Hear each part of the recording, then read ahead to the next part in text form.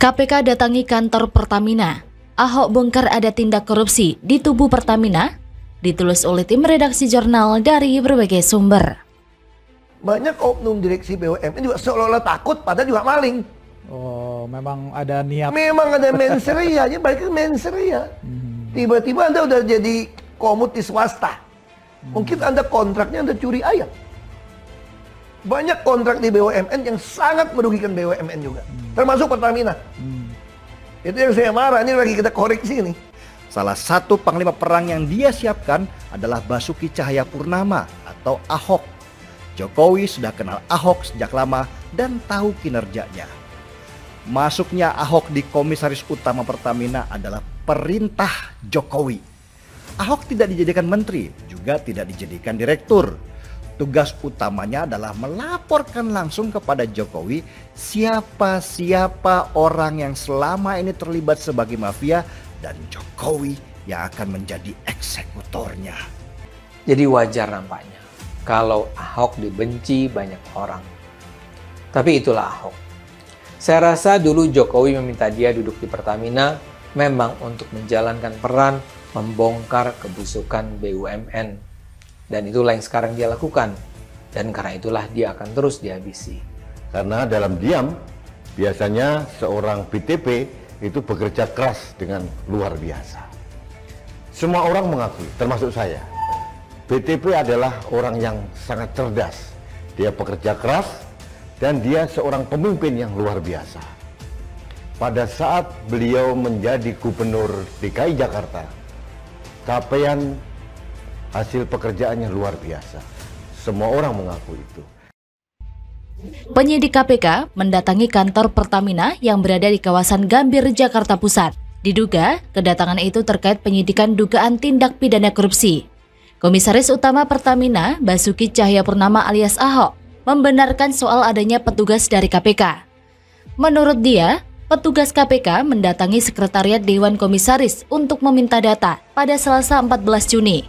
Meski demikian, Ahok tidak bisa menjelaskan lebih lanjut mengenai data apa yang diminta oleh KPK.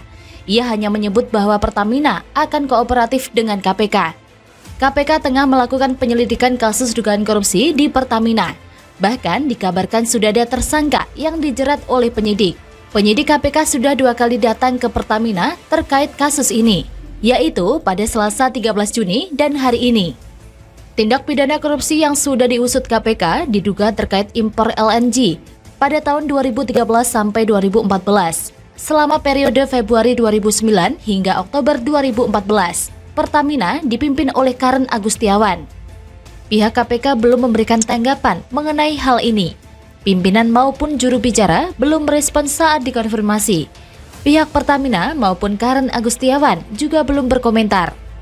Lagi-lagi, lembaga anti rasuah KPK makin gencar mengendus modus-modus korupsi para pejabat elit, baik dalam ruang lingkup pemerintahan maupun badan usaha milik negara atau BUMN. Sepertinya, kinerja KPK makin hari makin melelahkan dan makin tiada habisnya membongkar misteri gelap praktek kong-kali-kong di Pertamina. Hingga kini pun, mereka masih siaga 45, menghadang praktek korupsi yang kian marak. Hal itu tentu membutuhkan sosok pemimpin maupun orang-orang yang berjiwa tangguh untuk ikut serta melawan berbagai praktek kong-kali-kong demi memperkaya golongan tertentu. Salah satunya Ahok, sebagai garda komisaris utama yang berkali-kali memberangus jenggot para pejabat elit yang mengutil uang rakyat. Komisaris Utama PT Pertamina atau Persero, Basuki Cahayapurnama atau Ahok, berkali-kali membuka aib manajemen Pertamina. Berbagai masalah Ahok buka, dari mulai melobi menteri hingga persoalan gaji direksi. Pernyataan tersebut Ahok ungkapkan dalam akun YouTube Point pada Senin 14 September 2020 silam. Ahok mempermasalahkan soal pencopotan jabatan, namun tiada perubahan gaji dari karyawan. Hingga Ahok pun mengakui jika sistem tersebut akan dia ubah di Pertamina. Dia juga akan memangkas birokrasi soal pangkat. Ia juga membongkar aksi perubahan posisi direksi Pertamina yang langsung melobi menteri untuk urusan pergantian posisi. Di sisi lain, Ahok juga mengungkapkan kejanggalan dari kontrak yang diteken perusahaan minyak negara. Kontrak yang dimaksud adalah kontrak impor gas alam cair atau liquefied natural gas atau LNG asal Republik Mozambik yang diteken pada 2019 silam dan membuat Ahok merasa adanya ketidakwajaran dalam kontrak tersebut. Ahok pun tidak menjelaskan lebih rinci lagi soal kontrak apa. Yang pasti, dia mengatakan ada ketidakwajaran sehingga perlu diaudit. Orang yang menghalalkan darahnya oleh Kadrun ini menyampaikan bahwa ada ketidakwajaran dalam pembelian kontrak jangka panjang liquefied natural gas alias LNG, sehingga perlu ditinjau ulang soal kontrak yang usianya sangat panjang, yaitu 20 tahun itu. Gila, ada bohir yang sebelum keluar mau nyerap uang selama 20 tahun. Itu bisa buat 2 generasi di bawahnya. Rencananya, LNG yang dibeli dari sana sebanyak 1 juta ton per tahun dan akan berlangsung selama 20 tahun. Mantul betul, ya namanya kontrak. Itu lintas kekuasaan politik lah. 20 tahun itu minimal 2 presiden, maksimal 4 presiden kalau masing-masing 2 periode atau 1 periode. Jadi semakin jelas ya kejanggalan-kejanggalan kasus korupsi di perusahaan paling basah milik negara satu ini.